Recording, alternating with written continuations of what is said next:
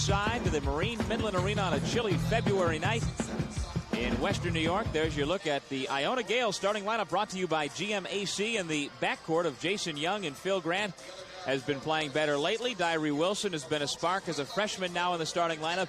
Hamid and Kirksey rock solid underneath for the Gales. Meanwhile, for the Red Foxes, we talked about the backcourt of Larrigan and Bobby Joe Hatton, but Tom Kenny, one of your most improved, Joe McCurdy, a dangerous man in the open court, and Drew Samuels, who maybe has the best statistics of any, I would say, I was going to say reserve, but of not one of the key players since January. He has really come on. Drew Samuels' numbers have been phenomenal. Well, you're right, Doug. Drew Samuels could be the X factor of this game because he's one of these guys that could shoot the basketball. He hits the offensive boards. But I really feel that Jeff Ruland might have two of the top freshmen in this conference, even though the fanfare wasn't there. Diary Wilson made first team, but Leland Norris is a guy that could really fill it up, plays great D, and keep your eye on the defense of Diary Wilson. A great player. Dave McGarrity's got some good-looking freshmen as well. But I think he's so happy to have Thomas Chelabunk back on the floor, 6'7", could make outside shots, missed 11 games this year, which I think really put a speed bump into the progress of this Marist team. Now that he's back, they're healthy. This is a tough Marist team. Well, the Red Foxes, as you see the officials, got Chelabunk back for the final game of the regular season. You think, well, good, they get him back in the mix, start to feel good for the tournament. What happened? They got routed by Fairfield in the regular season finale, 94-78. So for all of us announcers trying to figure out what everything means, and does this mean that this team is going to do well? Who knows? The next 40 minutes will tell in this final MAAC quarterfinal in Buffalo. The Red Foxes in their traveling red uniforms and the Gales in their home whites. Iona comes out straight man. The Red Foxes are the 6th seed, while the Gales are the number 3 seed. Bo Larrigan inside. Kenny, shot blocked by Diary Wilson, then stripped away by Wilson. Here comes Iona.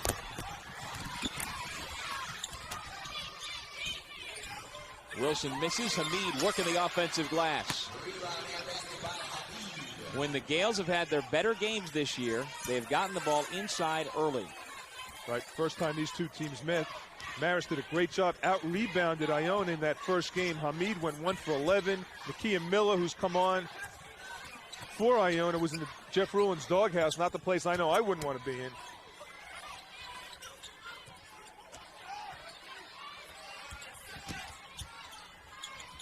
We'd like to welcome the viewers from the Madison Square Garden Network back in Buffalo. Doug Sherman along with Glenn Consor just underway. The Iona Gales against the Marist Red Foxes in our 4th and final quarterfinal. And the Red Foxes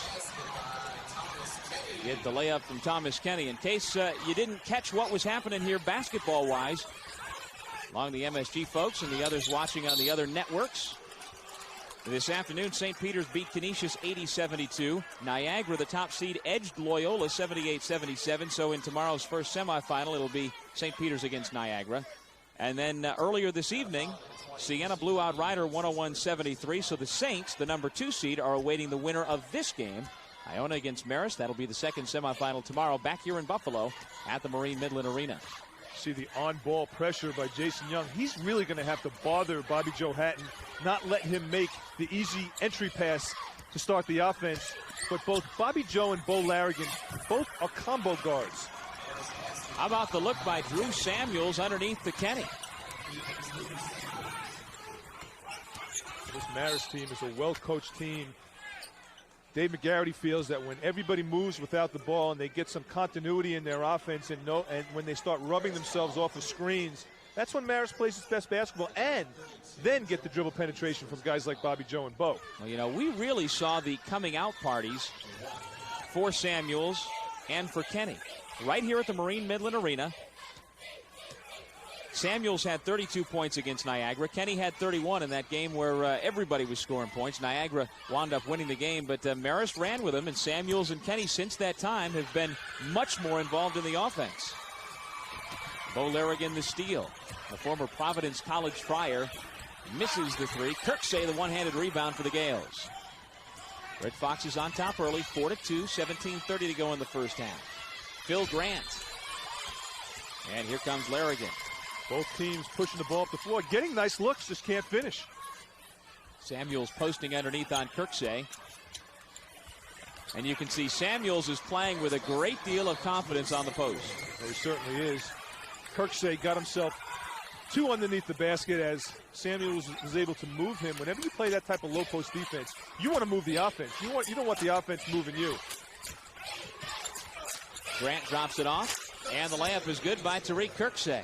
So Kirksey is one of these guys, along with Phil Grant, that can get into the lane. They're both around 6'5", 6'6", 6'7", but they could penetrate and get into the paint off the bounce. Dangerous players. McCurdy bounce underneath Kenny. Double teamed on the baseline. And his pass was stolen away. Here come the Gales. Once again, the hottest team in the conference, having won 4 in a row coming in. Jason Young, the layup and the foul. Marist just did not get back quick enough in that transition, and Jason Young did a nice job of protecting the basketball with his body. Keeps it on the outside, draws the contact, then flips it up off the glass. Nice pass by Grant. I thought he should have thrown a bounce pass to slip it in, but it was a good catch by Young as well.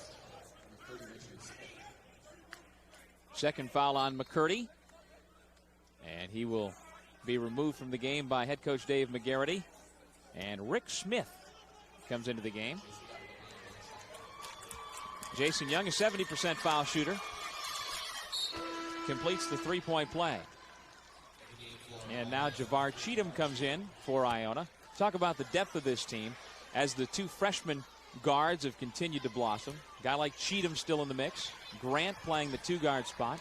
A lot of guards. Iona can run with anybody in the conference. Right now, Iona falling back into a 2-3, and when you've got a guy out front that could go in and get rebounds like Phil Grant, it's a luxury. Rick Smith to the basket. He was fouled by Grant. Well, to give you an idea of how well Iona's been playing, in the regular season finale against Siena, Iona blew out Siena. And if you've been watching, you just saw Siena look about as good as you can. So the Gales have been playing extremely well. Well, Rick Smith out of Pilate High School in Maryland, one of the best defensive guards in the league.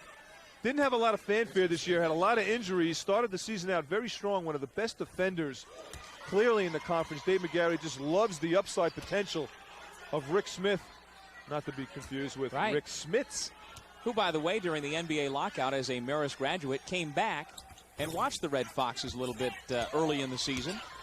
Along with Knicks coach Jeff Van Gundy came to a Red Foxes game, and Gary Colangelo of the Phoenix Suns and the Arizona Diamondbacks in attendance to see the Red Foxes, who got off to a great start. They won their first 8 games of the year.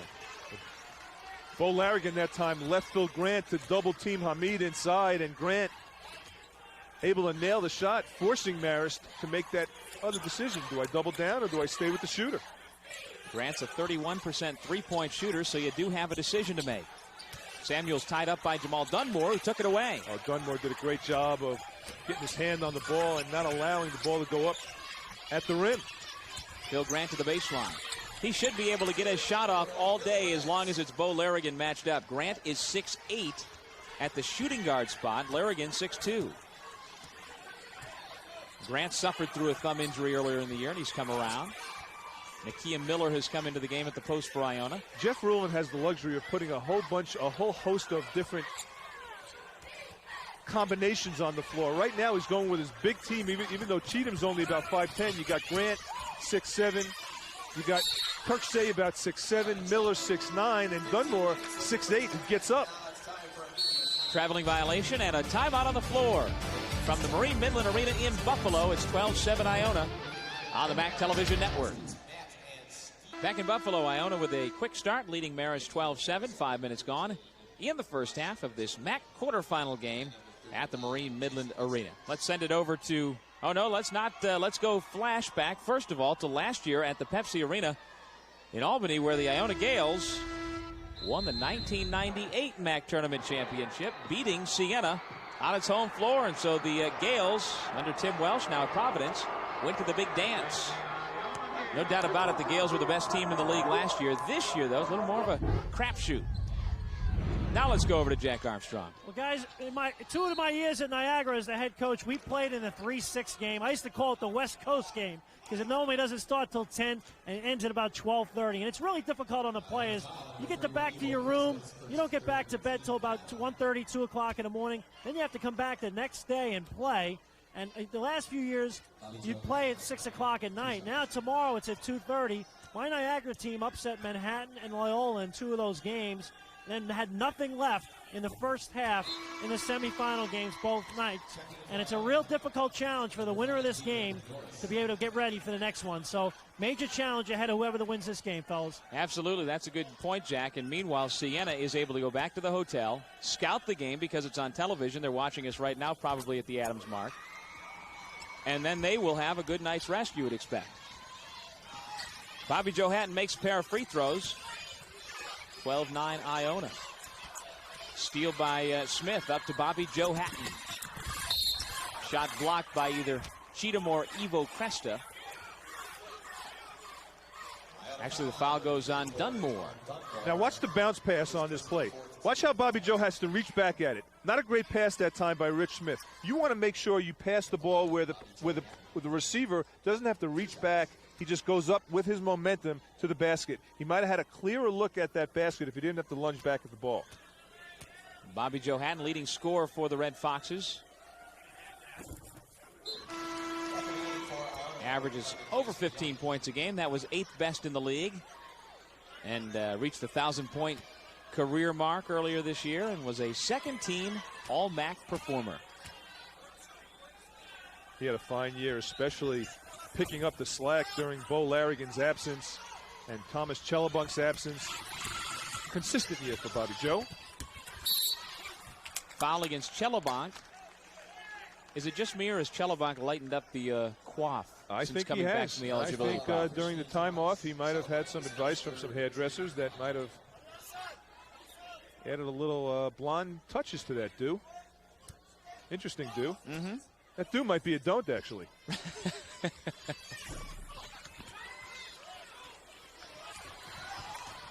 12-10, Iona on top. 14-14 to go in the first half. Hatton and Larrigan with Smith in the 3-guard offense.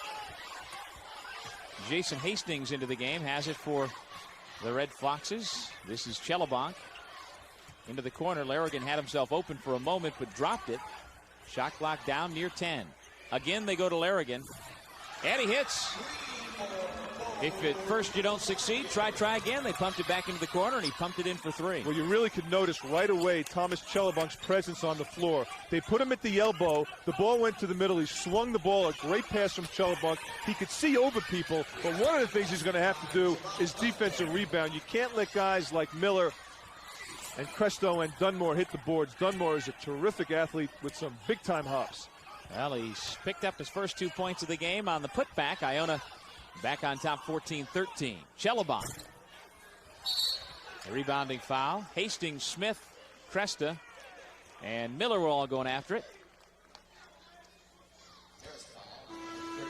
Well, this week's Did You Know feature brought to you by Citizens Communications, the official telecommunications company of the MAAC. And did you know that Digger Phelps, former Notre Dame basketball coach, most wins in school history, he went to a school that's now in the MAAC, Rider University.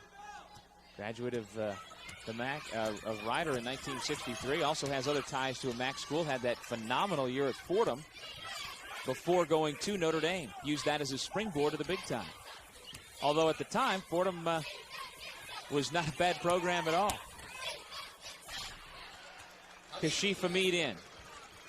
Well, it's obvious with Hamid in the game, option A is to try to dump it down low. Now, you're talking about a front line of Kirksey, who's a versatile player. They got him playing the small forward spot with Hamid and Miller in the game at the same time. That's a big lineup.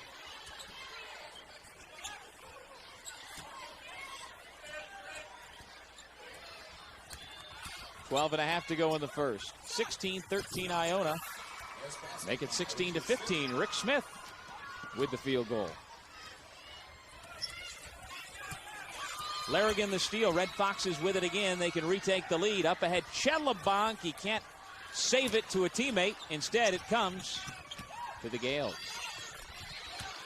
Easy pull-up for Leland Norris, freshman coming off perhaps his best game. He was the main culprit coming off the bench, the main hero coming off the bench. He was 4 for 4 on his three-pointers in that season finale against Siena.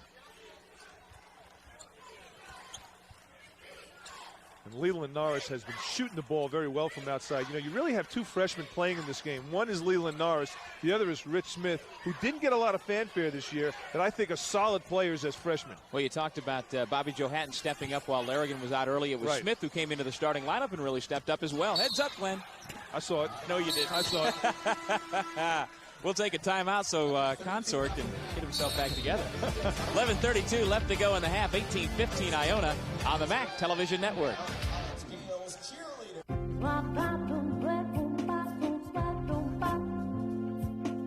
This is my business card. I'm a reporter and co-host for Adelphia. How did I get there? Well, before this, I worked on air at a local TV station. Good evening, this is Jody Johnston with a news update. I got that job thanks to an internship I did at Canisius. I guess it proves when you graduate from Canisius, a lot of good things are in the cards.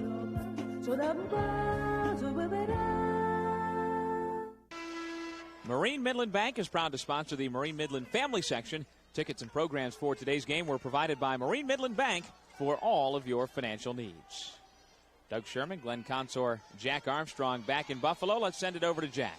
Well, fellas, I was just in Jeff Rulin's Iona huddle, and he really got into his team about doing a better job taking care of the ball. He told his team, we'd be up about 8 to 10 points if we made better decisions. Back to you, fellas. Thank you, Jack. 11:23 left to go in the first half. And most of those decisions are executing a half-court offense. Smith misses the corner jumper. Here comes Tariq Kirksey. What'd you call Tariq Kirksey? Travel line, Grant. What'd you call Kirksey with Superfly? Superfly. He has put on a tremendous performance with some outfits. From the old Superfly days, he had a sky blue, maybe call it a powder blue, double-breasted suit on the other day that was terrific looking, and then an all-white suit that he wore against Siena with a black derby. Right. You said it's a fashion statement, that Tariq. That when he came out of the locker room, you know, the Siena folks were feeling so down about getting blown out in that game, and you couldn't help but laugh. Yeah, Paul Ewart turned the corner after really chewing out his team after he got waxed. He couldn't have been more down and depressed. He turned the corner and saw Kirksey standing there with a white suit on, and it just broke him up. He loved it. Here's Kirksey. You may remember him last year.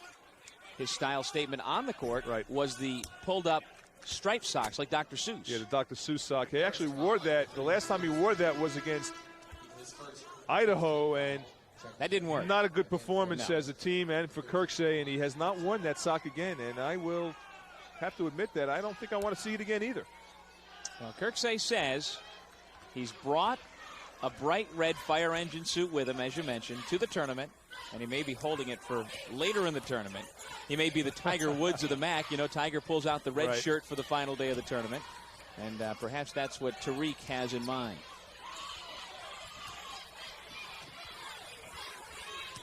Good defense in the half court by Marist. Grant, though, able to cross over to the left hand and lay it in. Right now, with Leland Norris playing the point guard spot, Phil Grant's got those combo guard skills that could lead this team. He's got a great handle for 6'7". And with this lineup on the floor for Iona, I expect to see Grant get in the lane and penetrate. Chelobon short on the three. Diary Wilson fighting for it. Lost that fight. And it's Marist basketball. Donald Vale wound up pulling down the rebound. 2-3 zone by Iona. Kashif Hamid has come back into the game for Iona. Tried the spin move, did Leland Norris, and it was knocked out of bounds. Hard to do the spin move in double traffic around midcourt. Yeah, one of the things that Rick Pitino always taught us is never to turn your back and really avoid making spin moves only when you have to, because every time you spin, you see Kennedy get in the lane. That's good defense by Leland Norris. But watch him spin here. See, if he crosses over, he doesn't lose that ball. If he keeps it below his knee, that's not a turnover. Kashif Hamid fouled on his shot, and the 1998 MAAC Player of the Year will go to the free throw line to shoot two after Kenny picks up the foul. 6th team foul against Marist. Diary Wilson. You know, he didn't get as much fanfare perhaps, but coming in, he was a big recruit for the Gales. The program was quite happy and fortunate to get him to come to New Rochelle. Much to the disappointment to the upstate New York teams, Kashif Hamid. Oh, I was talking about Dyree Wilson. Oh, I see. Dyree, you had mentioned that the freshman earlier hadn't had quite the acclaim. And I was going back in time a little bit when Hamid came out of high school. Actually, Hamid was not heavily recruited by Siena. The Saints got involved late, but apparently didn't realize the upside. Right. And on the team that he played for in high school, he was maybe the second or third option. And Tony Weiss at Notre Dame, now at Bishop Gibbons, plays in the Big East. And he was not the primary focus, so Siena perhaps misjudged him a little bit. Kashif has really blossomed into a fine low-post player. Hatton leans in and tries to draw the foul, which he does. Personal against Javar Cheatham. Let's send it back over to Mr. Armstrong. Guys, it's a real difficult matchup offensively for Marist going up against the Iona defense. When you get a guy like Jamar Dunmore guarding Sean Kennedy, it's a very difficult thing for a guard to be able to see inside and make passes and also get clean looks on the perimeter and make shots. When you go against Iona, that wingspan and size is real difficult on your offense. Back to you, fellas. Indeed. Kennedy 6'2", Dunmore 6'7". You're right. You got Dunmore on the floor with long arms. You got Grant on the floor, 6'7", long arms, can play that combo guard spot. Kirksey's 6'6". He's got long arms as well. And that's what really makes Iona such a versatile defensive team. They can throw a lot of different looks at you, and they can throw a lot of different looks at the guards. 9 minutes, 10 seconds left to go in the first half here in Buffalo. Iona 22, Marist 17. This final MAAC quarterfinal at the MAAC tournament. The winner of this tournament gets the automatic bid into the NCAAs. Kennedy with the steal. Goes to the reverse and had it blocked. Went to the left side, and Dyree Wilson was waiting for him. Yeah, I think Kennedy should have played it a little bit more conservative and take the clean shot on the right side of the floor. He went and tried to use the rim as a shield. So he's got an open look at the basket right now. The worst that's going to happen is he gets hit from Cheatham. And Cheatham really made him change his spot of concentration on the board. See the size of Jeff Ruhl. He's huge. Javar Cheatham, 6 foot, 175. Looks like a child next to the mammoth figure of Jeff Ruhlin. And I think what we're going to have at halftime, we're going to have Jack Armstrong with a tape measure the circumference of Dave McGarrity's head versus Jeff Ruhlin's head. Going to have to get him a step ladder, though, or have the guy sit down. Chelobonk layup.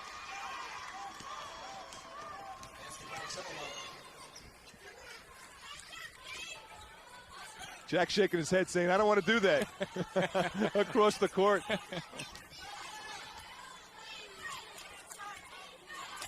Young guarded by Hatton. This is Phil Grant.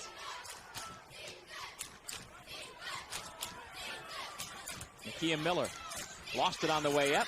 Kennedy comes away. Nice look up to Bobby Joe Hatton for the breakaway two. And those are the turnovers executing the half-court offense that Jack Armstrong was talking about earlier. Iona's really going to have to take care of the basketball. A lot of turnovers in the half court.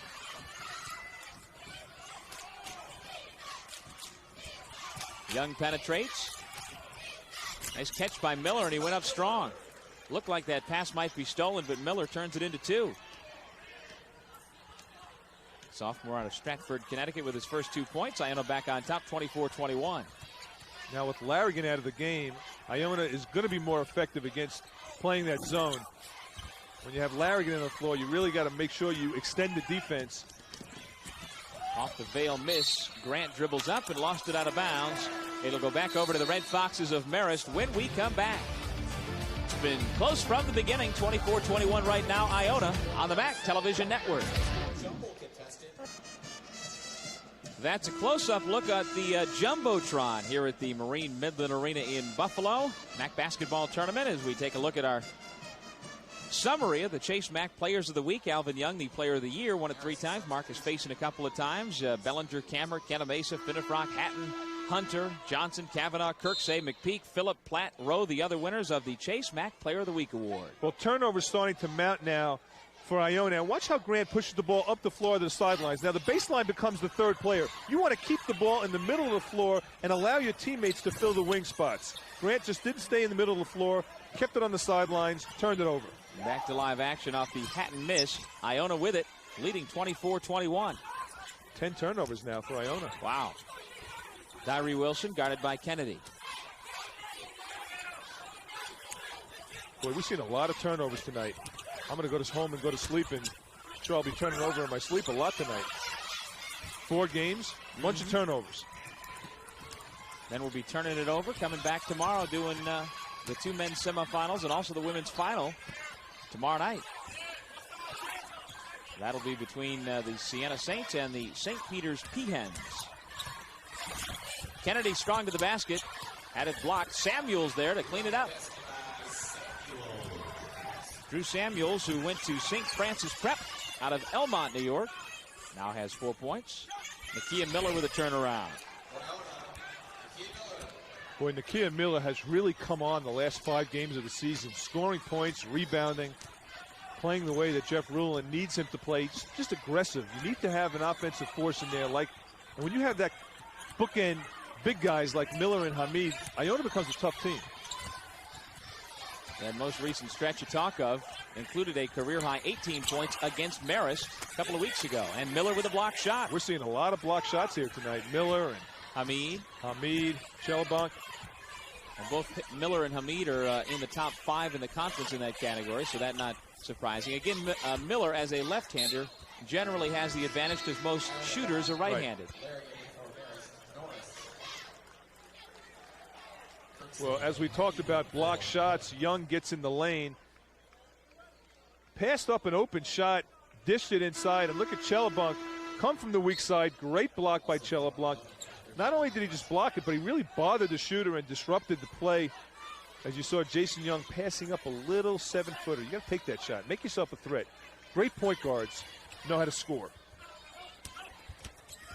Ivo Cresta has replaced Miller, and Cresta lost the inbound pass, couldn't haul it in, and it goes back over to the Red Foxes, who trailed 26-23 with 5:26 left to go in the first half.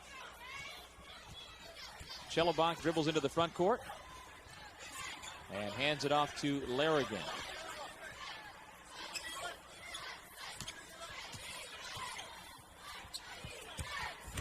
Chelabunk strong to the basket, goes to the reverse and hits. Sophomore from Poland with 4 points now. During Chelabunk's absence and when he came back in, Dave McGarity really struggling to really get him back into the flow of things, and missing 11 games during the course of his season not only throws off the timing of Chelabunk, but it also throws off the timing of the Marist team, and they're still making the adjustment. You see Chelabunk with the foul inside. Good post up. Nice lob pass inside as Hamid is being fronted inside. That's a tough foul right there. You got to be careful. But Iona does a nice job of understanding where Hamid is in the low post. If he's being fronted, they will throw over the top. And they'll throw a little quick hit inside if the defense is behind him as Chelabunk takes a seat. Hamid wrapping up a sensational college career at Iona. Most likely will be playing professional basketball somewhere if he so chooses next year.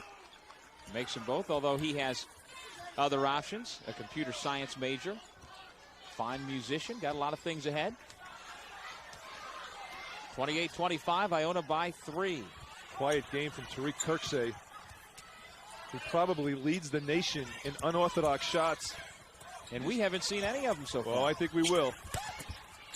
Samuels, strong reverse. He is a different player than at the start of the season. I like how Marist is attacking the baseline of the zone rather than just rely on outside shooting. Speaking of which, Kirksey heard me.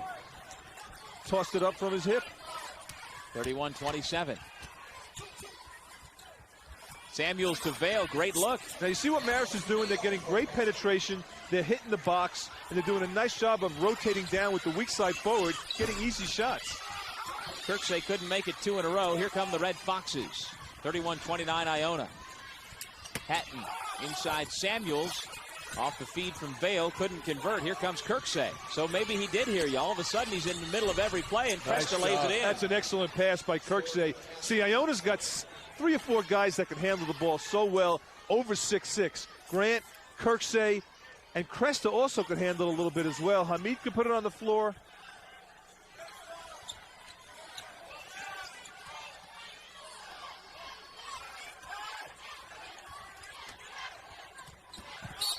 Smith bumped by Young before the shot. Both of these teams can play either in the 90s or in the 50s, 60s. Tempo is going to be key. Timeout with 3:34 to go. First half, 33-29 Iona on the MAAC Television Network. 450 years of Jesuit tradition are woven into a Fairfield University education, an education characterized by academic excellence and service to the community. This success is fostered by a caring faculty that knows their students as individuals. Located just an hour from New York City, Fairfield combines a park-like campus conducive to learning with the city's cultural and career advantages. Fairfield University, where education reflects the challenges and opportunities of a changing world. Here's a look at a summary of this season's Chase MAAC Rookies of the Week. Jermaine Clark, the Rookie of the Year for Fairfield, was honored the most. Archbold, Walker, and Wilson had 2 honorees apiece. As we take a look at Diary Wilson, relatively slow start to his game tonight, but his Gales are on top by 4. We send it over to Jack. Well, David Garrity in his previous huddle talked about making the extra pass or 2 against his own offense. They've had a lot of success. In the last huddle, Jeff Ruland with his Iona team talked about improving their zone slides. Marist really hurting them in the middle of the zone as well as on the baseline. Back to you, fellas. Thank you, Jack. 3:25 to go first half. 25 seconds on the shot clock as Marist works it around. The Red Foxes in their red unis. Marist now going with the 3-guard offense. Larrigan in the game, Smith in the game, and Bobby Joe. And you see how far out extended now with Bo Larrigan in the game. The Iona guards have to come out and guard outside the 3-point line. Now the Red Foxes will need to hurry. 5 seconds to shoot. Hatton hits. We talked about extending the defense. Phil Grant wasn't out far enough. Hatton just pulled the trigger from about 25. And Glenn, the seesaw continues as they go into Hamid. And count the basket, he'll go to the line. Neither team has scored consecutive points in the last 5 minutes. It's been going back and forth like a couple of heavyweight boxers. Trading baskets, and Hamid's one of these guys that has great pump fakes inside. Good position. Look at how no one's standing behind him. The weak side defense got there too late. The pump fake opens up the game. Watch the little pump fake. Everybody jumps up. He goes up strong. No one rotating from Marist. You got to get the guards to go in and dig it out. Nakia Miller misses the follow, but the Gales keep working. Kirksey put it up but couldn't hit. Ball still loose. Miller. Kirksey. And the Gales will get a 4th chance at the basket. And Phil Grant makes them pay. And on that segment, Marist just did not match up and find the open man. There were 2 Iona players open on that play. Grant was one of them. Good ball movement. Created the open shot for Phil Grant. Seemed like on that sequence there were 7 Iona players on the floor. 2:15 to go in the half. 37-32. That breaks the string of seesaw baskets, the consecutive hoops, but right back, Bo Larrigan for 3. Bo Larrigan did a great job of faking like he was going to swing around the other way and just faded back and nailed it. Norris misses. Nice save underneath by Vale. Up to Larrigan. Here comes Bobby Joe Hatton. Blocked out of bounds. Block shot by Miller. Nakia Miller coming up big. He averages, as I mentioned, 1.7 blocks a game. That's 4th best in the conference. He's got a couple so far here tonight. Bobby Joe has a host of moves. That time he decided just to go right at him. I thought he was going to shake him a little bit and bake him, but instead he took it right to him. Miller. Kind of a tough angle going in at the 6'9" guy with the good reach. So you want to get a guy back like that on his heels. You want to get him moving backwards, and that time he went right at him and made Miller easily block the shot. Well, Glenn, as you know, to find out more about MAAC basketball, go online and check out the conference website at www.maac.org. It's updated regularly and provides current information about your favorite MAAC teams and players. Sean Brennan from the league office does a fantastic job on that website. Fans, while you're surfing the net, go to MazdaUSA.com to find out all the latest on Mazda cars and trucks. And should also say that Sean Brennan probably knows about that as well. Very well-rounded, knows his cars, knows his basketball. Oh, no question about it. I don't think I can do a game unless I talk to Sean Brennan and get what I call the Sean Brennan nuggets before the game. Just great bits and pieces of information about the MAAC and each team. Three-point shot by Phil Grant. Boy, you think his thumb has healed. We saw middle of the year thumb injury, couldn't get a good-looking shot off. He's up to 12 points now and just keeps stroking the jump shot. And he jammed that thumb in practice during the course of the season, and anyone that's had a thumb injury knows how long it takes to heal. Samuels tied up by Miller. Out of bounds, it'll be Marist basketball. Boy, it looked like Miller blocked that shot with his armpit. Just was there and went right at him. Smith out, Kennedy back in for the Red Foxes. This Marist team went to the NCAA tournament back in 1987. They went to the NIT 3 years ago. And Dave McGarity hoping to string together 3 wins here in Buffalo this weekend. Bobby Joe Hatton, no. Rebound Kirksey. Well, since you mentioned Kirksey had been quiet, he has really been active in every facet of the game. Grant short on the 3. That's not a good shot by Grant. Hastings missed the layup. I think he was surprised at how open he was. Well, Marist is doing a nice job of getting everyone down the floor to try to get some easy baskets, but I honestly feel that Grant's got to make a little better decision-making process. You don't want to just come down as the point guard and launch it because your teammates get a little frustrated. You want to distribute the ball and make sure everybody gets a touch. I love Phil Grant's game. I think he poses a lot of problems from the height standpoint. 6'7", can handle the ball, can post you up, can make outside shots. He's got the long arms.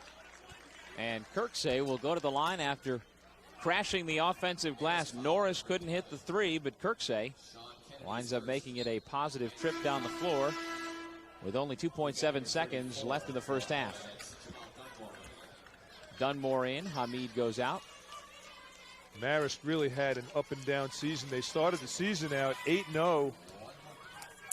Lost a few games, then lost Chelabunk for 11 games, and I think it really disrupted the momentum that this Marist team had. They were one of the hottest teams in the league in the MAAC conference early this season. Well, you know, both of these teams are in the hunt for an NIT bid. I mean, if either one of these wins a couple of games, makes it to the finals. Marist right now 15-11, Iona 16-13. Right.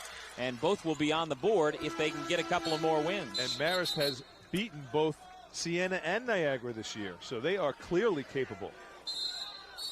22nd timeout called by Marist. And with 2.7 seconds to go, Dave McGarity will try to diagram a play. And that'll help his Red Foxes trim this 5-point deficit. But it's been tight the entire way, trading baskets for the most part. And both the Red Foxes and Gales have played a pretty crisp first 20 minutes of ball. Got to give a lot of credit to Iona, who's doing a nice job on the boards, and I think that's been the difference. The inside play of Hamid and Miller controlling the boards. It's been one shot, and Marist has been done. But Marist is doing a nice job of creating some turnovers with some strong half-court defense. Well, there's a new league in town. It's all part of the MAAC, but MAAC hockey is the hottest thing on ice, and you can check out this year's MAAC tournament at the College of Holy Cross Heart Center in Worcester, Massachusetts. For ticket information, call that number on your screen. And we are here in Buffalo for the final 2 seconds. Marist couldn't get a good shot off. Bobby Joe Hatton misfires, and that is the first half of our final quarterfinal game here at the MAAC tournament. Iona leads 42-37. The Gales heading into the locker room with a 5-point cushion over the Red Foxes. We'll be back with more MAAC basketball after this.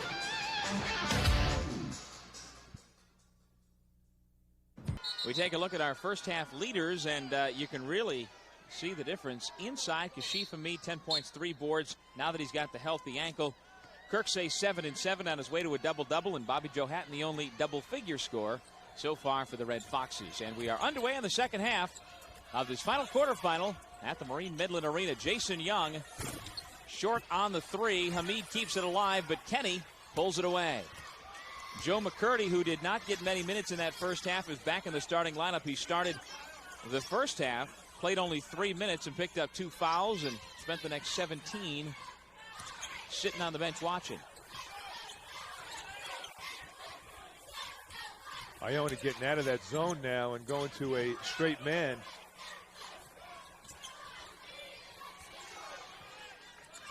Well, And this could create some isolations for Bobby Joe, who I think has a quickness advantage over Jason Young, and there it is. That's a dozen for Bobby Joe Hatton, the senior from Ponce, Puerto Rico. 8th leading scorer in the conference at over 15 a game, and having another strong one here tonight. Tyree Wilson on the wing. Phil Grant to Jason Young, inside to Kashif Hamid. Everybody but Kirksey has touched it on this set. Hamid misfires. Wilson tips it in. Tyree Wilson, a 6'5" freshman from Rice High School. He is a Bronx native, and he's got his first 2 points of the ball game. And McCurdy missed an assignment there on the defensive end. Wilson, as he slashed through, just hit the offensive board. McCurdy didn't box out. And look at Bobby Joe just taking Jason Young to school. I think Jeff Rulin's going to have to make an adjustment defensively and put potentially Tyree Wilson on Bobby Joe, who I think is going to be a better defensive assignment rather than Jason Young. Kashif Hamid, this is the player we saw last year when he won Conference Player of the Year. Getting baskets inside, drawing fouls, going to the line for three-point plays. Hamid's got the great hands. Anytime a bad pass is thrown, he has the ability to pick it up and make something out of nothing here. Pass was down by the ankles. He's able to pick it up and go up and get fouled. And that personal on Kenny, his third. McCurdy the rebound.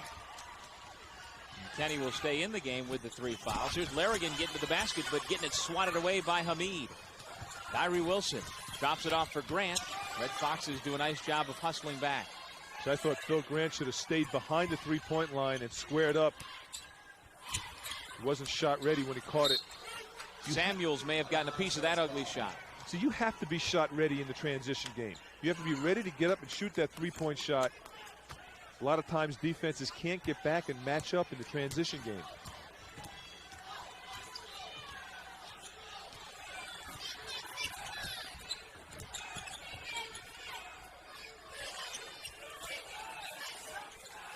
Marist now really working the perimeter, looking for guys like Samuels running baseline. McCurdy misfires. Kirksey the rebound. That's his 8th rebound of the game, along with his 7 points. Leland Norris can't hit, but the follow shot by Kashif Hamid. And Doug, we talked about it at halftime. Hamid's ability to hit the offensive boards, along with Kirksey and Miller, has enabled Iona to just keep and maintain and extend this 7-point lead. Kenny gets the roll.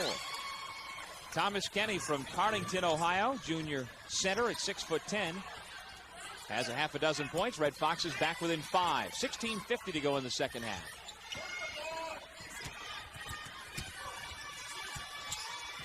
Tyree Wilson pulls up. He can't get the roll, and Kenny, playing with his 3 fouls, continues to produce. He made the All-Consor Most Improved team, and he's having a good second half here for the Red Foxes. Nice job by Wilson getting the ball. Grant getting the ball into the middle of the lane. Spreading the floor. A lefty move by Wilson, no good, but he's right there for the follow, no good. Here comes Marist. Patton into the paint, leans, trying to make contact, misses the shot. Wilson's got it for Iona. Wilson drops for Grant. He missed the layup. That's 3 in a row for the Gales. But they get it back. Just over 4 minutes gone here in the second. 48-43 Iona. I thought Jeff Rulin was going to jump in the game and try to dunk one in himself. Talk about some easy chippies. That's a frustrating thing as a coach when you are doing the right things on the floor and just can't put it down. One of the ways to try to put it down is try to dunk on somebody. Hamid just a little bit too far away from the basket. But he just picked that rebound out of the hands of Kenny. It looked like Kenny had it coming right to him, and Kashif went up over the top and was ready to tomahawk it. Kashif's got a big set of hands, able to go up and grab it. Good ups, and thought he was going to have the big thunder dunk. See, Grant wasn't square to the basket, and Hamid going up strong. And that's how you want to go to the rim. Take it up strong, get fouled. Hamid's playing with a lot of intensity this game. Most intensity I've seen him play all year. He's active, playing with a lot of energy.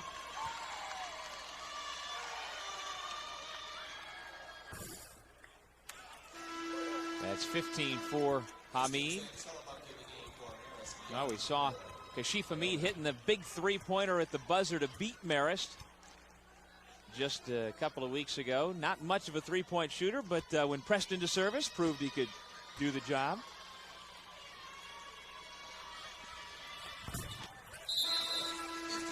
Hamid's got 16 points, and we've got a timeout. 15:41 left in the second half. 7-point Iona lead on the MAAC television network.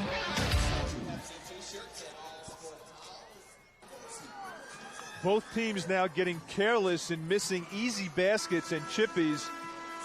Could be because it's 11 o'clock at night. These guys aren't used to playing at this time, but you see Bobby Joe missing an easy penetration, and then Iona coming back down off the pass from Wilson. Grant missing an easy chippy. He gets the offensive rebound and still can't do anything with it. It's been tough. Dave McGarity a little frustrated with it as well. Second half shooting, Red Foxes 3 for 7. The Gales only 3 for 12. Let's toss it over to Jack Armstrong. Guys, Marist and Dave McGarity in his timeout talked to his team about being a little bit more patient and going inside as much as possible against Iona. Larrigan tries to cut into the largest lead of the game, which is 7. He can't do it. Joe McCurdy gets it back. He's unable to cut into that lead. And off of Marist. The last to touch was Jason Hastings, so it goes back over to Iona. And the Red Foxes here in a little bit of a danger zone, down 7. And the Gales can be explosive if they stop missing those easy shots. They're getting good looks. Now, if I'm Iona, I'd try to look into either Miller posting up or try to get the ball to Kirksey, who's been automatic. Kirksey can post you up too, and they'll look inside to Kirksey. Iona really has 3 guys that are tough on the blocks. Over the back foul on Nakia Miller. Miller, Hamid, and Kirksey are excellent low post players that can play terrific basketball with their back to the basket.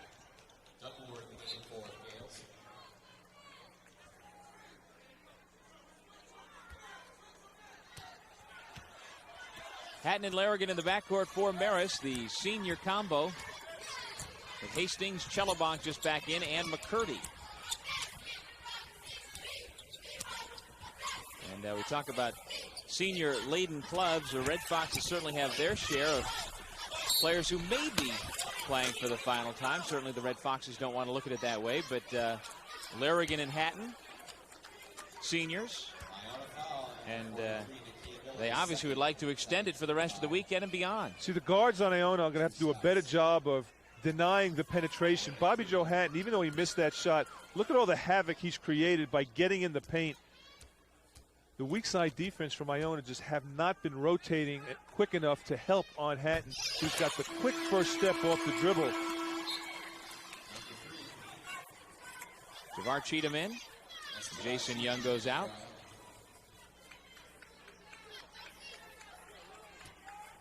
See McCurdy's numbers, junior swingman from Mount Vernon, New York.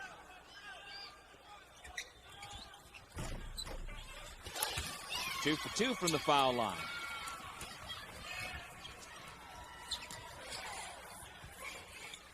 Jamal Dunmore is coming to the game. He handles for Iona.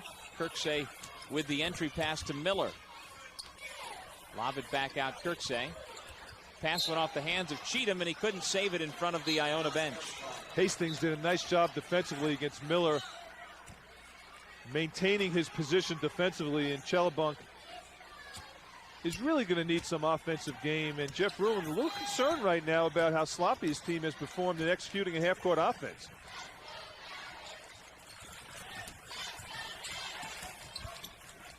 Hastings, nice use of the left hand, but he can't get it to fall. Here come the Gales.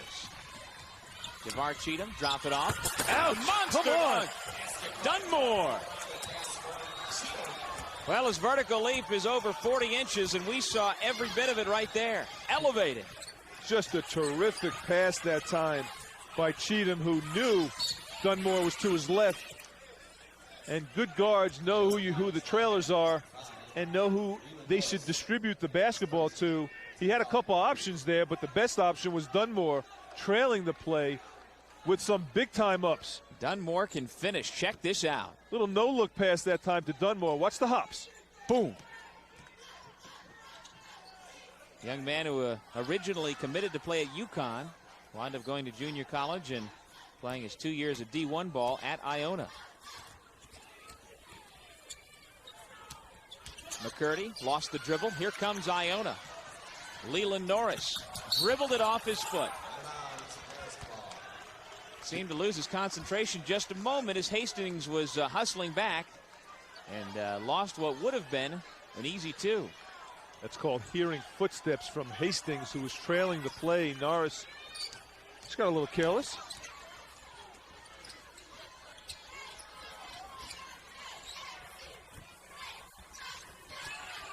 Bobby Joe Hatton, short on the pull-up, Cheatham the rebound. So I thought Bobby Joe Hatton didn't need to make that extra dribble. He passed up a little 10-foot shot. Wow. Alley-oop to Dunmore. He couldn't get it to go down, but we've got a foul. Now, if you look closely at Dunmore's ankles, you'll notice some surgically implanted pogo sticks. Yeah, and who put the trampoline down by the Iona basket? Take a look at that. Getting up high, the pass was a little too short from the angle where Dunmore left the ground. He should have thrown it over the rim. Instead, it was in front of the rim, and it was a bad angle. Fortunately, Dunmore didn't get hurt. See a lot of guys bang their head on the rim. Like you and me. Yeah, right. Dunmore shooting 2 free throws. Let's send it over to Jack. Bang my head on my son's Fisher-Price game at home. You know, these dunk attempts tonight by Iona are very, they remind me a lot of Glenn Consor in his college days at BU, right. That New York schoolyard legend. Those last 2 dunk attempts, Glenn, reminds me a lot of you, Glenn. Jack, you could barely slip a piece of paper under my feet the way I got up. You could barely see daylight. Boy, Dunmore really gets up. I'll tell you what, he's a quality kid. Dunmore spends a lot of time with the youth in Stamford, Connecticut, in a program called I Have a Dream Camp, and he does a lot of things with the young kids in Stamford. He's a hero back in town. Anytime you can get up like that, you're normally a hero. Kashif Hamid has come back into the game for Iona. Here's Chelobant guarded by Hamid. 12:40 left to go in the second half. 53-45, Iona by 8. It was a 5-point game at the half. Larrigan rattles it in and out. Here come the Gales trying to push it up and go more up-tempo. Miller, though, tried to rush things himself. Didn't know whether he was going to pass, dribble, shoot. Turns it over to the Red Foxes. Marist has done a nice job against Jeff Rulin's defense of making the extra pass, and I think they're getting some good looks. Bobby Joe Hatton passed up an easy shot. Dave McGarity, I think, is pretty happy with the way Marist is running their half-court offense. They're extending the defense. They have great spacing. They just can't make shots and finish. Larrigan guarded by Grant. Here's Sean Kennedy.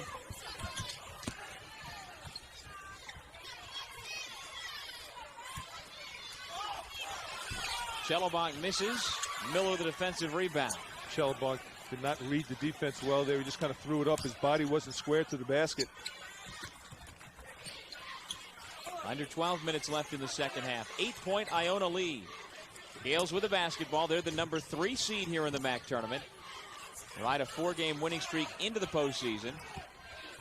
12-6 during the regular year in league play. 5-second violation goes back over to Marist. And Iona with a 16-13 record at this point. We have a timeout on the floor. We'll take a break. You're watching the MAAC Television Network. Iona 53, Marist 45, 11:43 left to go in the second half of this MAAC quarterfinal. We send it back over to Jack Armstrong. Just in the Iona huddle, Jeff Rulin talking to his team about trying to establish that inside game, go inside out, and he said, let's make sure we go down the throats of Marist with the power game right now. Sounds like Vince Lombardi trying to run the pack sweep. Back to you. Sounds like Jeff Rulin's playing the low post game, go down the throats. What a great low post player. Now, Jack, you are kind of strolling around back there behind the benches. I think I just saw you slip Jeff Rulin a plate. I don't know if that's legal. I'm going to have to check into that. No comment. Rick Smith has come back into the game for the Red Foxes. Bobby Joe Hatton getting a rest. Larrigan kicks it back to Sean Kennedy. Drop it inside Chelobant. He was fouled and he'll go to the line. You see the rebounding advantage for the Gales, and that is translated into very few second chance opportunities for the Red Foxes. One and done. Marist is doing a nice job of running the motion offense, and Iona is not beating Marist to the spots. And as you can see, Chelobant getting to the open spot, defense got there way too late, but you can credit the motion offense. Great spacing, good movement. The ball's not touching the ground. Looks like the Harlem Globetrotters out there. Dave McGarrity's an excellent teacher of motion offense, half-court sets. I like what Dave McGarity has done with this team. Had that strong start. Really unfortunate circumstance with Tomas Chelobunk, one of the many international players this year that was affected by playing on teams overseas, and a tough rule to be regulated by the NCAA, but came down hard, gave him 11-game suspension. Dave McGarity wasn't happy, and neither was Thomas. Tyree Wilson cleans up the Kirksey miss for 2. Wilson with 4.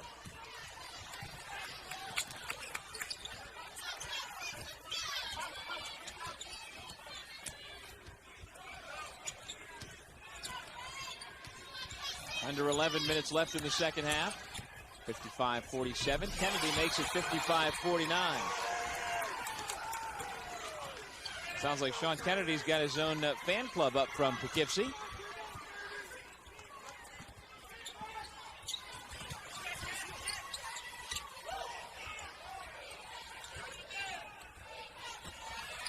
Hamid inside. Kashif with 18 points. That's part of the game plan, to punch it down inside to Hamid. Kirksey again quiet. Well, he really plays in spurts, Tariq Kirksey. Gets a bunch of points in a hurry, then he kind of disappears on you. I really like his game. First team All-MAAC, Tariq Kirksey. Nice lefty move by Tomas Chelobunk. 57-51, winding down in the midpoint of the second half here in Buffalo. Art McDonald, the official on the baseline, calls the foul.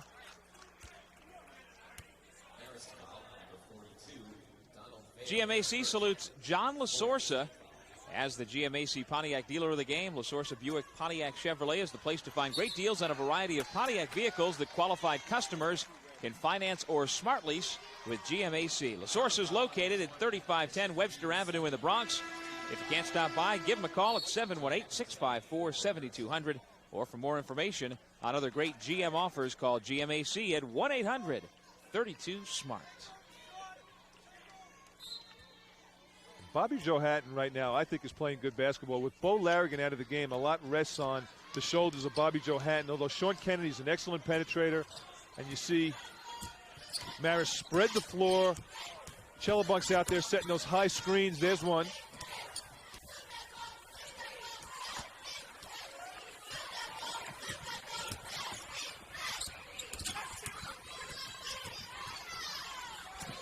Kennedy doing a lot of dribbling, gets it into Chelobunk. Foul on Hamid. Chelobunk's a tough matchup in the low post. He's got good ups. He's got good size at 6'9". And he's got about 1.5 inches on Kashif on the low post. Right, and not only can he play with his back to the basket, but he could also turn and face you, and he's got Hamid on his left shoulder. No help side defense. See, when the ball's into the low post, and a big guy takes a bounce or two, the guards got to come in and dig it out. They got to help Kashif Hamid inside. Good spacing, though, keeps the guards away. That was the third foul on Hamid. You see McCurdy come in. Smith goes out.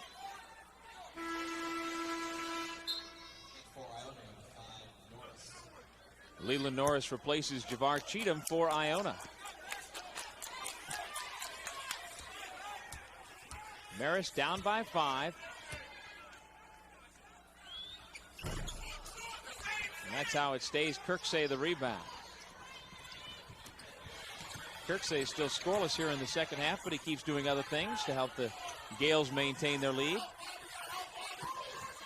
Quick inside to Hamid. Hacked on his way up, and he'll go to the line. Vale commits the personal.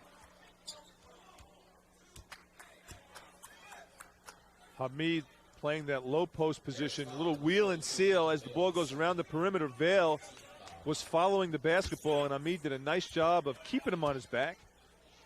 You have such an advantage from the low post position as an offensive player over the defense, more so than really any other position on the floor, because you could really feel the defense on your back.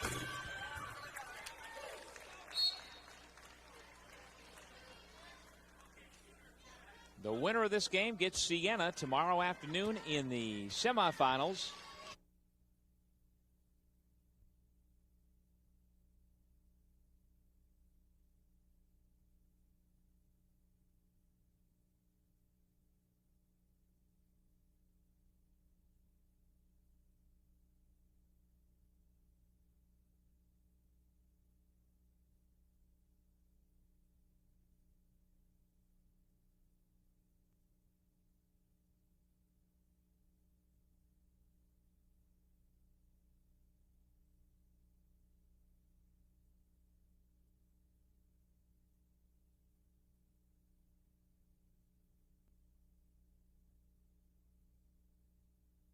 Who's going to match up with Vince Carter, Jack?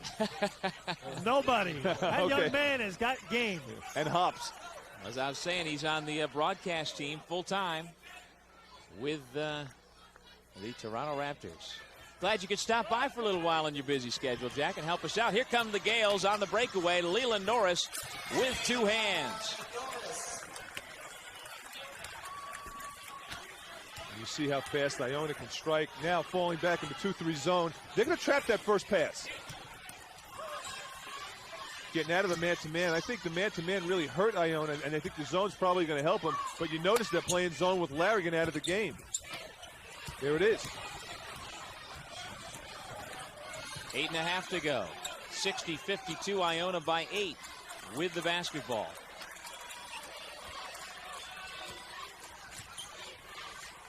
Tyree Wilson. Kirksey inside. Chellebank called for the foul. In case you missed it earlier today, the first two quarterfinals, St. Peter's beat Canisius 80-72. First time the Golden Griffins had lost here on this court this season. And Niagara, the top seed, held off Loyola 78-77. Jeremiah Johnson, Alvin Young, both playing big games once again. So it'll be the Purple Eagles against the Peacocks tomorrow in one semifinal. And Siena's waiting for the Iona Marist game to be completed to see who they'll face tomorrow. That's a 10-point lead after Leland Norris. Make it 11-point lead. That was a three-pointer. He's playing with a lot of confidence. He's been shooting the ball so well from three the last 5 games. He's got his rhythm going on in his shot as Iona making three-point shots now, extending the lead. That's the biggest lead of the game for Iona at 63-52. And fans, if you like this action, you want to be a part of more great college basketball action, you can come right here to Buffalo for the 2000 NCAA Division I Men's Basketball Championship as the MAAC Canisius College and Niagara University host the East Region first and second round games here at the Marine Midland Arena. That's next year, March 17th and 19th in the year 2000. For ticket application information, call 716-819-NCAA. And it's important we say application information because these are hot tickets. You can't just call and say, I want that. You probably are going into some sort of lottery system because these are a hot item not only locally but regionally and nationally. And I'll tell you what, I don't think there's that many arenas around the country that would be a better place to watch that type of action than the Marine Midland Arena. Looked like Chellebank might have skipped a little bit, moved his feet. He was not shot ready. No, he was not shot ready. His feet were moving. Might have gotten away with a little travel, a little skip jump before that jumper. 7:40 to go in the second. Iona has opened up an 11-point lead. The Gales with the ball. Wilson dribbles off his foot, out of bounds. Good pressure by Kennedy to help force that turnover. 7:31 to go. We've got a timeout. The Gales with their biggest lead. Leland Norris throwing down for Iona on the MAAC Television Network. Back in Buffalo, and you see the long-distance shooter update. Jermaine Clark, the Rookie of the Year, also the winner of the 1999 Citizens Communications Long-Distance Shootout. Alvin Young, Scott Knapp, Jason Rowe, Kevin Worley, all worthy opponents, but they were unable to catch Mr. Clark, who jumped out to a big lead early and held on. Second half rebounds, Iona continues to double Marist, 16-8 on the glass. Now with Larrigan back in the game, he's the best outside shooter on Marist's team. Iona still stays in the zone, but they're trapping right away. Hatton waiting for the ball to be swung around to him. He got it, but then he wound up traveling. Good help defense by Kirksey to recover. And Bobby Joe didn't know what to do with himself. Yeah, one of the things Iona's doing now is they're trapping the first pass And Dave McGarity is going to have to make that adjustment, maybe a little ball fake, move the defense.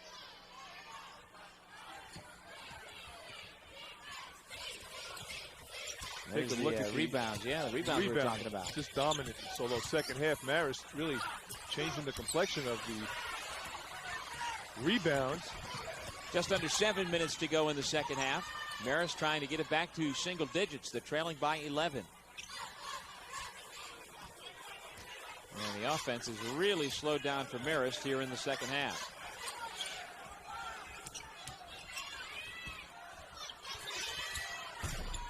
Larrigan missed the shot. Dunmore made him perhaps change his shot. When you've got a guy with Dunmore's ups charging hard at you, I can see why you might pull up a little bit. With Iona being so aggressive with their defense, it's going to be important for Bobby Joe Hatton to attack the gaps of the zone with his dribble. You see him sending Larrigan through. He's going to be open in those gap areas. And Samuels is one of these guys that can get in off the dribble himself. Took a long time. But right by the elbow spot is where you want to plant an offensive player when teams are trapping on the wings.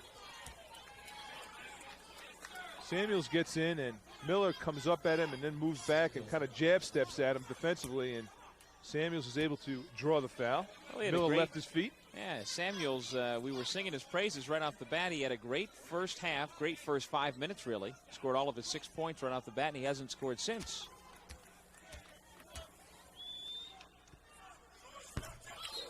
But he breaks that slide.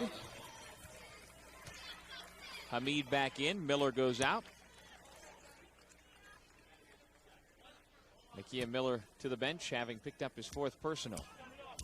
I really think that Marist has to be careful not just to trade baskets with Iona as we come down to nip and tuck time.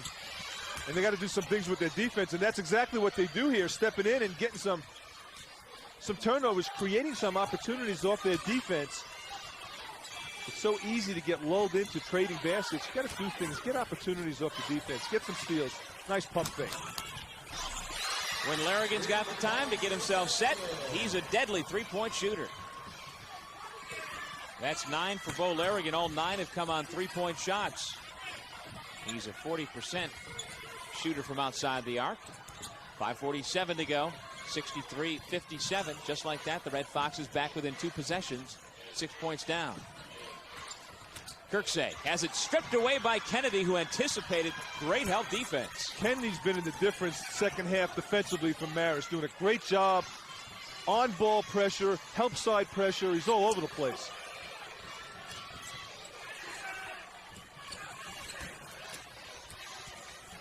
Here's Samuels. A lot of contact inside. Wild shot. And Kirksey dribbles up. Whistle and a timeout as Kirksey was looking to go coast to coast. The Gales use a TO, a 22nd timeout.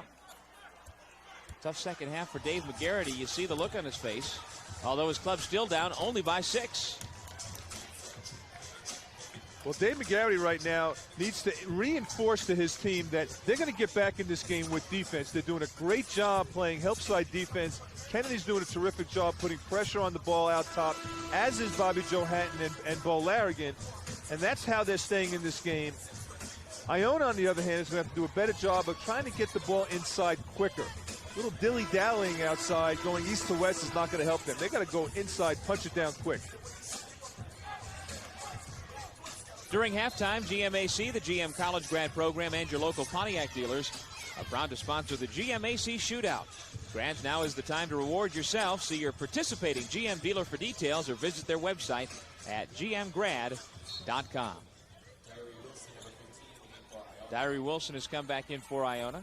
Haven't seen much of Jason Young here in the second half. But the Gales are so deep, as we talked about in the first half, at the guard position.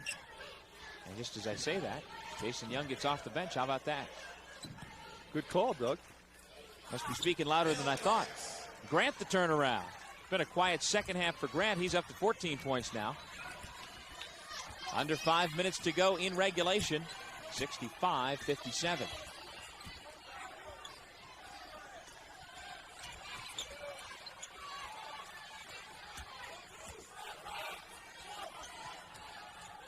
Shellebonk for 3. He's capable. Just under 40% of the year, and he is not shy. Look at the defense by Marist. A great job by Bobby Joe Hatton as he was falling out of bounds. Smartly calling the timeout.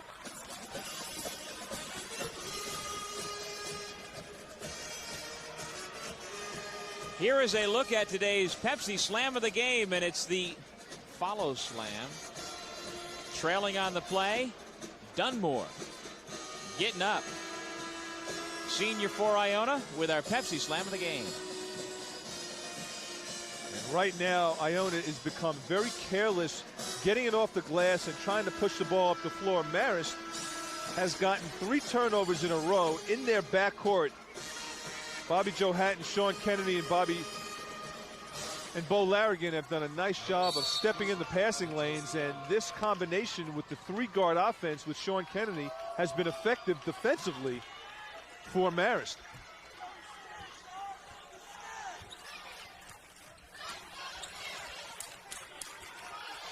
.410 to go, second half.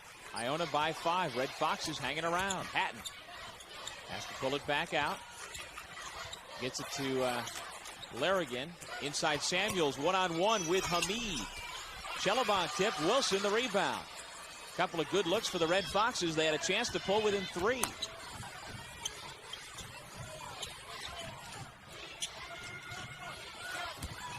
Good denial defense by Samuels to come around Hamid on the post and knock it out of bounds. And we have an officials timeout from the Marine Midland Arena in Buffalo. 65-60, Iona leads Marist. We'll be back with more MAAC basketball after this.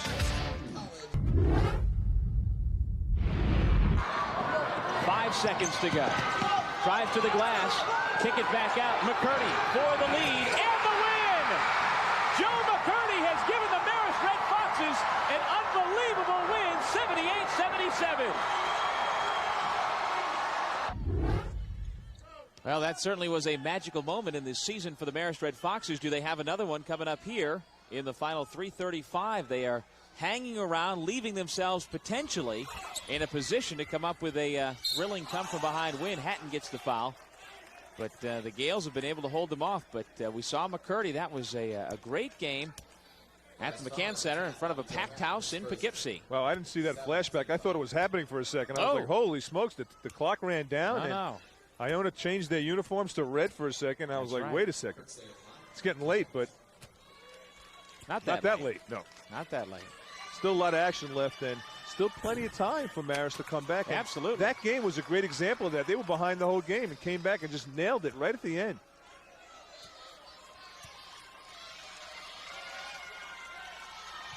Kirksey's got that funny little push shot.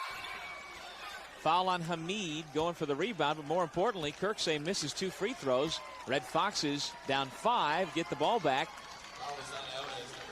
As we head back the other way, we've got free throws upcoming. Samuels will shoot a 1-and-1. That's the 8th team foul. And on Hamid, number 4. So Samuels, who is a 66% foul shooter, toes the stripe. One more free throw, and Dave McGarrity's got himself a 1-possession game.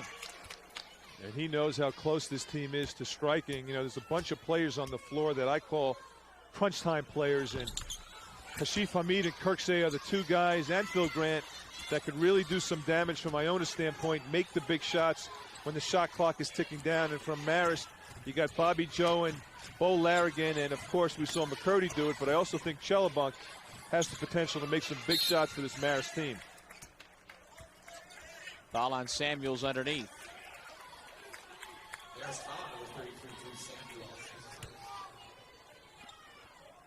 Our New York Lottery play of the game on the breakaway off of a little defensive pressure. Leland Norris throwing it down. That was our New York Lottery play of the game at the end of the season.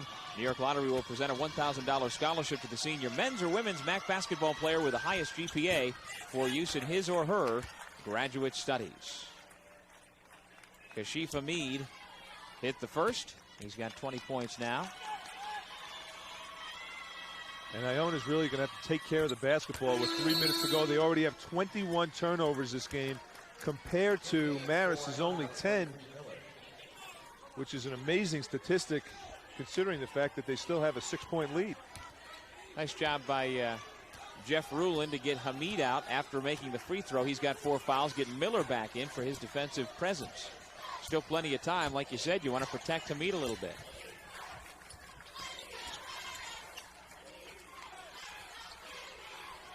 Got Kirksey on Chelabunk, and they're going at it.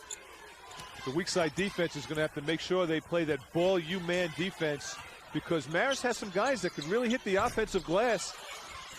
There they go. Samuels and Chelabon kept it alive. Young saved it and called timeout on his way out of bounds. A 22nd timeout. Smart play by Jason Young. Really didn't have anything. Potentially that could have been a turnover because you had 3 or 4 Red Foxes sitting right in front of Jason Young. Watch this play by Jason Young. The ball goes up and it's tipped by McCurdy inside. Samuels inside and Young goes after it. Now you see there's about 3 or 4 Red Fox players right in front, and one place you don't want to throw it is underneath Marist basket. Calls the timeout. Smart play by Jason. 2 minutes 36 seconds left to go here in the second half. Iona 67, Marist 61. So many times, Doug, when a player tries to save it under the basket and tosses it in, it leads to an opposing team's basket. Such an easy play. Call the timeout or throw it down to the opposing court. There you see Phil Grant. Good call by the official. Kennedy got in Phil Grant's face. No need. You talk about a momentum killer. Right there, Phil Grant lost his cool, and he's a cool, calm, and collected customer as well. Unusual. Mr. Armstrong, what have you got for us? Guys, we have a technical foul on Phil Grant right now, bumping Kennedy, and that's a huge play because it was Iona ball. Marist will get possession along with some free throws. Back to you, fellas. You talk about a guy that just lost his cool, and Jeff Rulin talking to the officials now. What happened there, Kennedy jawing a little bit to Phil Grant, lost his cool kind of with a little push saying, get out of my face. You can't do that, Doug. You have to be poised. You have to be savvy. And you talk about a swing. Larrigan's a great free throw shooter. He makes 2. Possession goes back. He makes these 2 shots right there. It's a 5-point game. And possession goes back. This could be a huge swing. Larrigan, the 4th leading free throw shooter in the MAAC. Nothing but net. 83%. Jeff Rulin's Gales trying to hold on. 5-point game now. He makes this. It's a 4-point game. Possession goes back to Marist. And they score a possession there, whether it's a 3 or a 2. And it's a 1-2-point game. That is not a smile of delight from Jeff Rulin.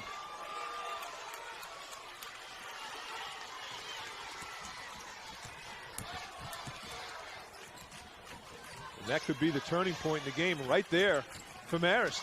With just over 2.5 minutes to go at the time. Larrigan giving an inch, and he takes a mile. 3-point shot. It's a 1-point game. Iona by 1 with the basketball. And that one technical was a 5-point swing. We got a 1-point game. Buckle up. Tyree Wilson. To Kirksey. Grant inside Hamid. Great position. The weak side help from Larrigan late in getting there. And Hamid now has 23 points. And that's smart basketball for Iona, going right inside quickly, wasting no time. Going to their money guy. Minute 45 to go. 3-point Iona lead.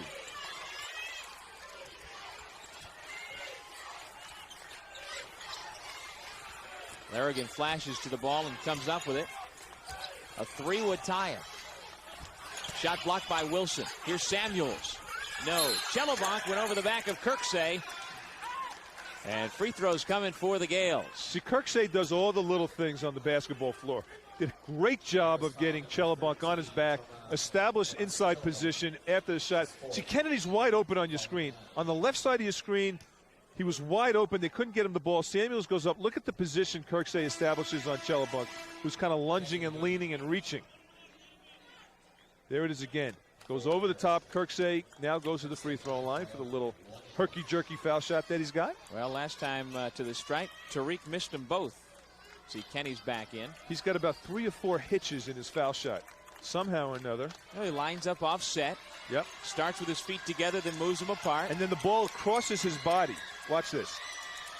Goes to the other side. See it go from the other side to the right side? For all you kids that are watching out there, you want to keep the ball on the same side of your head. If you're a righty, keep the ball by your right ear. You don't want to go left ear, then right. Full timeout called by Dave McGarity and the Red Foxes. They are within 3 with 1:19 to play. You're watching the MAAC Television Network. This second part of a 5-point swing was a 3-point shot nailed by by Bo Larrigan, who did a great job of squaring up, and that was right after the 2 technical fouls. But Iona really needed a basket here. Nice entry pass as Hamid just able to breathe some fresh air and resuscitate the Iona lead. Let's go back over to Jack Armstrong. Dave McGarity telling his team they don't need a quick 3. Try to go inside. If not, try to get it over the top for a 3, but make sure you get a good shot on this possession. You see the fouls and timeouts remaining. Just over a minute to go. Shot clock down to 12. Under a minute. Inside they go to Kenny. Up fake. Hamid tied him up, knocked it out of bounds. 5 seconds on the shot clock. Now the Red Foxes will need to rush.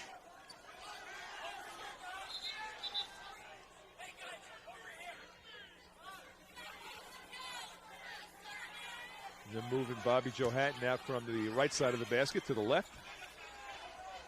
Nice job by Iona switching out top on Bo Larrigan. Kennedy goes into the crowd and lays it in. A lot of contact, but he pulls the Red Foxes back within a point, 69-68.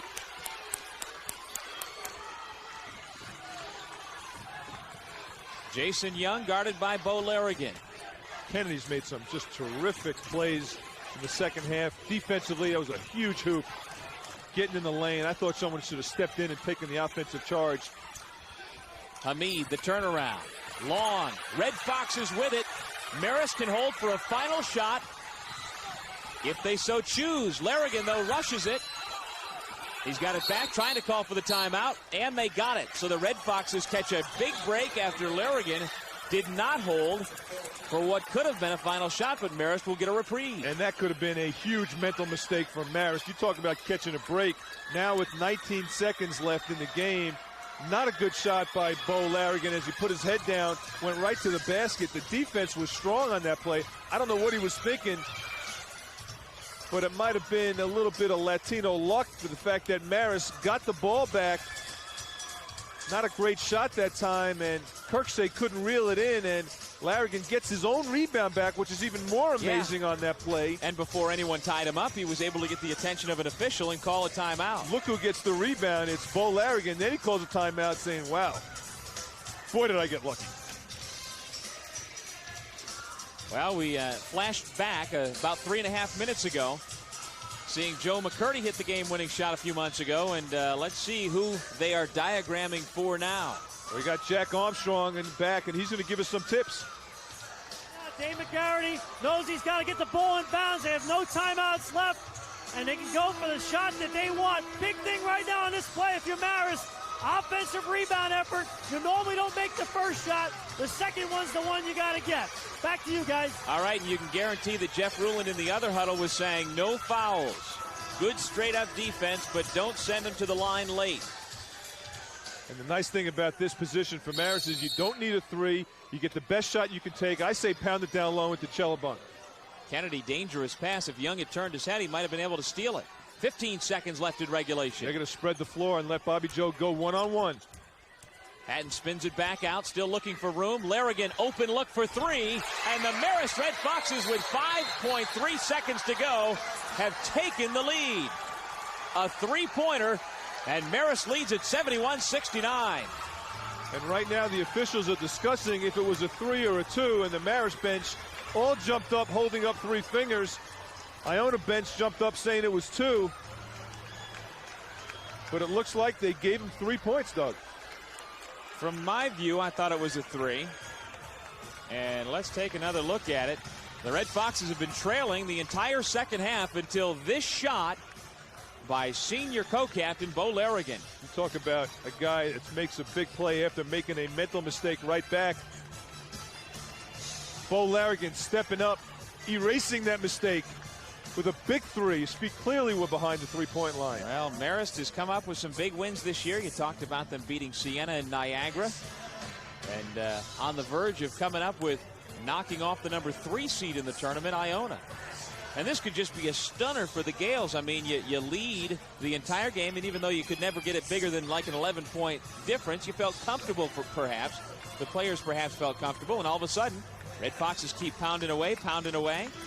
Bo hits 5 out of his 8 3-point shots. They hit their free throws in the second half. The Red Foxes 10 out of 12, and before you know it, there's your score, 71-69. You know, some guys shoot better from 3 than from 2. Larrigan's 0 for 5 from his regular field goal, 2-point field goal percentage, but he's 5 for 8 from 3. I thought it was pretty amazing that Bo Larrigan had that easy of a look during that defensive possession from Iona's standpoint. No hand in his face. All right, let's see what the Gales have diagrammed. They do have time to come up and get a shot. 5 seconds is plenty of time. Kirksey gets it in. Cheatham with the dribble. 2 seconds. 1. Cheatham has it stripped away by Hatton, and the Red Foxes have upset the Gales. Marist moves into the MAAC semifinals. They've knocked off the defending MAAC champs. Just a heartbreaking loss for Iona, who did a great job of maintaining a lead. And you really could see the pain in some of the Iona players' faces. But once again, Doug, I think the turning point was the technical foul from Phil Grant. Lost his cool at a critical moment. It was a 5-point swing. Nakia Miller so frustrated on the floor. Kirksey just cannot believe it. But you got to give so much credit to Dave McGarrity's club for just hanging in there.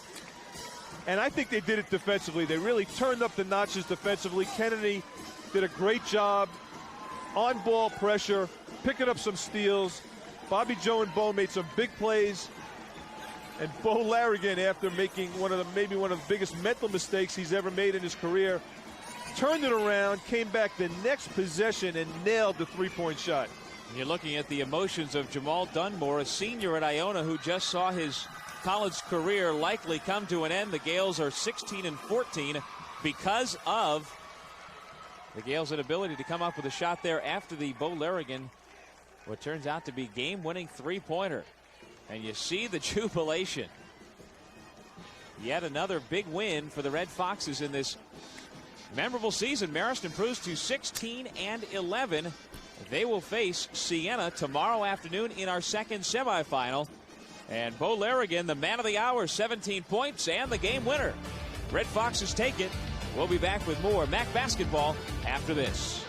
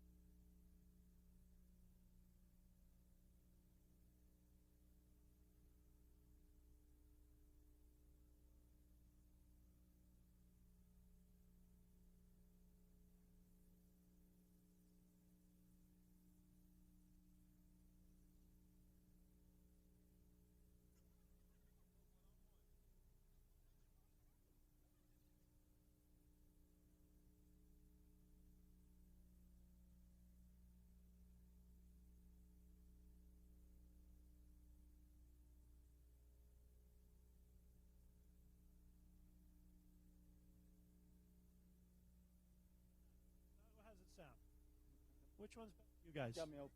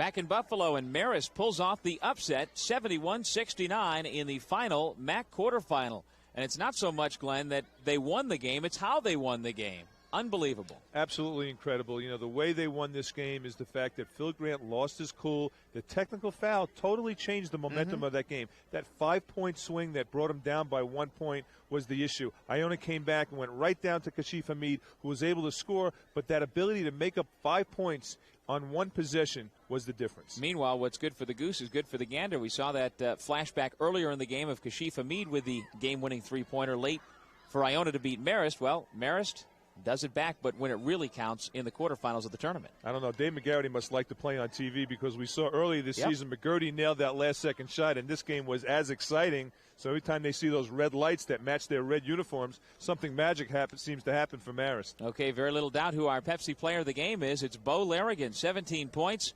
Most everything coming from three-point land. And here comes the game winner. From GOAT to hero, after making that forced shot, the possession right before this, Bo Larrigan. I thought it was so strange that he was so wide open on that jumper. Okay, let's send it over to Jack, standing by with the star of the game, and he's got Bo Larrigan and Bobby Joe Hatton as well. And if you want to impress me here, Jack, do the interview in Spanish. Jack. Can't handle it. I'm not that smart, guys. But first of all, I'm the old coach, so I got to reward, first of all, Bobby Joe Hatton with the assist on that play. Great hookup of your teammate for the big shot. Well, you know, it was a great play in the timeout. We were going to run Bucks high. They sent a high screen for me, and then a stagger screen for Bo. So, you know, when they said the screen for me, I wasn't open, but I saw Bo coming, and I just grabbed it and gave it to him, and he made a great shot. Well, we were talking about before, right before we got on the air, about, you know, you guys are a senior backcourt. This would have been your last game. And I tell you what, you guys carried this quad tonight down the stretch. You made the big plays. Huge shot. You got to feel great going into tomorrow's game against Siena. Yeah, it feels great to win this way. I mean, for a second we thought it was going to be the last game of the season, but we made a good plays at the end of the game. And, you know, I'm just feel happy and great for my teammates. You know, I've been through all the stuff this year, and I'm happy that they didn't let them down today. Coach McGarity, you guys I thought did a real good job tonight taking care of the ball, running your stuff. And I thought Iona did a real good job with lane intimidation, their athleticism, making your shots a little rushed and just difficult. Yeah. And I thought you did a good job tonight with your stuff down the stretch. Well, I tell you what, these two guys were absolutely phenomenal, but you got to throw in Sean Kennedy. His presence in the second half, and even in the first half, had some big plays. Really was a calming influence, got the ball to the right people. He really got Cellobunk involved, and he allowed Bobby and Bo to do their thing. And as you saw tonight, you know, Bo just stepped up and made the plays. Bobby made the assists, and we were pressing for a while. We weren't playing particularly well, and I just felt we hung in there. We sort of gutted it out, and at the end, it just was an incredible finish. Well, enjoy this for about 5 minutes, and then get ready for Siena. Good luck. Back to you guys. All right, thank you, Jack. And it was an 11-point Iona lead with 8:08 to go, and those Red Foxes just kept coming and coming. They go on to the semifinals. They made every big shot down the stretch. That's been the difference. Great players make great plays. Bo Larrigan didn't let us down. Okay, so for our MAAC semifinals tomorrow, it'll be St. Peter's against Niagara in the first game at noon, and then Siena against Marist to follow as you take a look at the brackets brought to you by Citizens Communications. We hope you can join us tomorrow. It should be another great day of basketball. Get some sleep. I'm going to get some sleep. I'm going to get some food and get some rest and come back and do it all again tomorrow here at the Marine Midland Arena in Buffalo. The Red Foxes pull off the upset. They move on to day number 2 of the tournament. For our entire crew in Buffalo, thanks for joining us. You've been watching the MAAC Television Network.